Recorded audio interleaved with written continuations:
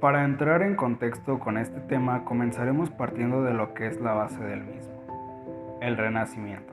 Este fue un periodo de transición entre la Edad Media y la Edad Moderna. Comenzó en Italia para posteriormente expandirse por Europa.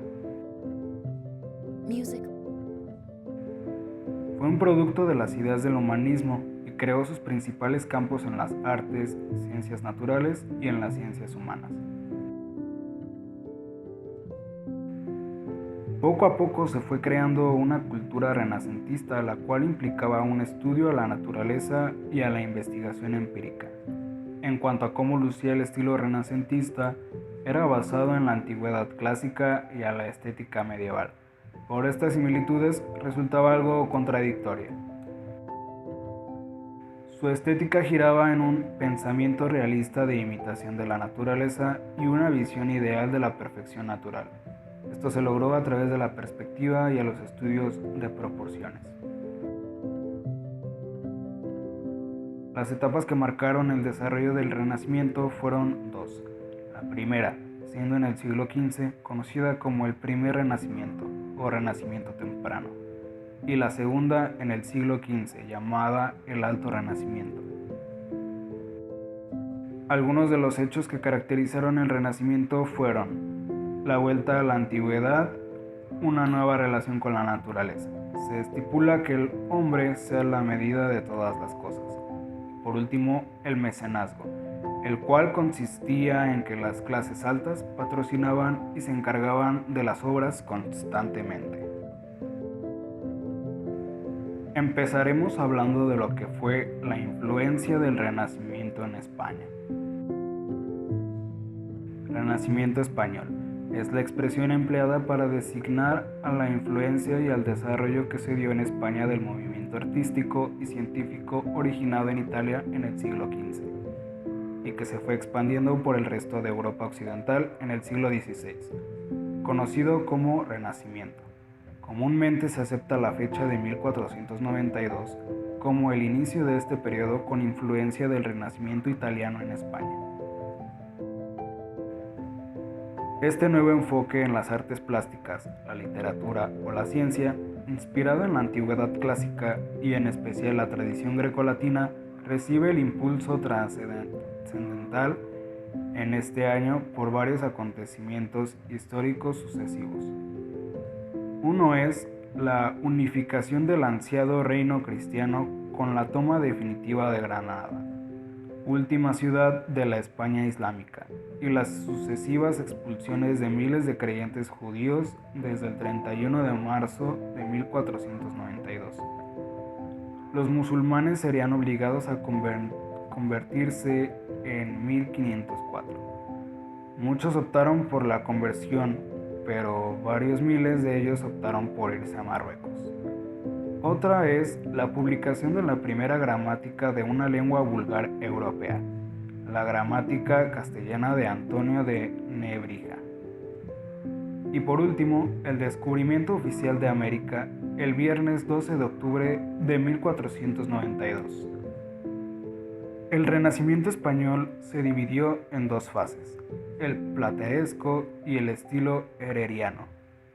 En el estilo plateresco se combinan estructuras arquitectónicas de gótico final flamígero o isabelino, con elementos decorativos de Italia y además incorpora elementos mudéjares. Una de las construcciones que mejor refleja el momento de fusión de ambos estilos es el Palacio del Infantado, en la ciudad de Guadalajara. Por otro lado, el estilo herreriano es consecuencia de la situación social, religiosa y política de España durante la mitad del siglo XVI, ya que acababan de conquistar el Nuevo Mundo. El Imperio Español extendió sus dominios haciéndose así el imperio más extenso por 300 años, expandiendo la influencia del Renacimiento español. El ejemplo más destacado, sin duda, de este periodo es el Monasterio del Escorial, donde se reúne monasterio, iglesia, palacio y panteón real. Otro edificio muy distinguido del Renacimiento español es el Palacio de Carlos V en Granada. Es uno de los palacios renacentistas más impresionantes, y lo es por muchos motivos.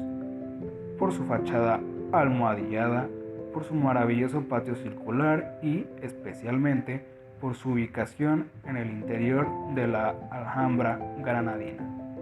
Carlos V se enamoró de este lugar y quiso establecer aquí su corte, encargando al arquitecto Pedro Machuca el diseño del palacio. Asimismo, el palacio de Jabalquinto, Baeza, Jaén, es característico. Este se encuentra en Úbeda y Baeza, ya que aquí se atesoran algunos de los más bellos ejemplos de arquitectura renacentista de España. Este palacio comenzó a construirse a mediados del siglo XV y hoy es una de las sedes de la Universidad Internacional de Andalucía. Con una mezcolanza de estilos, de él destaca su fachada, pero no hay que perderse su precioso patio de doble arcada y columnas de mármol. La arquitectura del siglo XVI. Con la caída de Tenochtitlan en 1521, se inicia una nueva etapa en la arquitectura, al sobreponerse al arte prehispánico, la cultura renacentista y las tradiciones españolas. Surge una nueva expresión arquitectónica en la cual se agregan la sensibilidad e interpretación indígena. El arte llamado del siglo XVI se desarrolla a partir de la conquista hasta la aparición del estilo barroco, momento en que la nacionalidad mexicana adquiere caracteres propios. Esta época abarca expresiones estilísticas que van del gótico final al renacimiento y el manierismo. Cuando cayó Tenochtitlan, la reconstrucción se emprendió de inmediato, con el fin de establecer el gobierno en el mismo lugar. Mientras se efectuaban los trabajos más urgentes, se estableció el ayuntamiento en Coyoacán. Así, poco a poco, surgió la nueva ciudad trazada por Alonso García Bravo. Se conservó la plaza central y las 4 calzadas, que unían a la ciudad con la tierra firme, y sobre estas bases fue trazada la primera gran ciudad, que se levantó en América bajo los principios del urbanismo renacentista. El centro de la ciudad estaba ocupado por el gobierno civil y los edificios de abasto. Quedó la iglesia mayor frente a un atrio que formaba escuadra con la plaza. Esto es un fiel reflejo de la voluntad humanística de dar predominio al poder civil. No se amuralló la ciudad. Como era la tradición medieval, los indios siguieron habitando en los alrededores, en forma totalmente aislada de la población española. De la misma manera que la Ciudad de México, fueron trazadas las ciudades de Puebla y Oaxaca, ya que así lo permitían los terrenos planos en que se asentaron.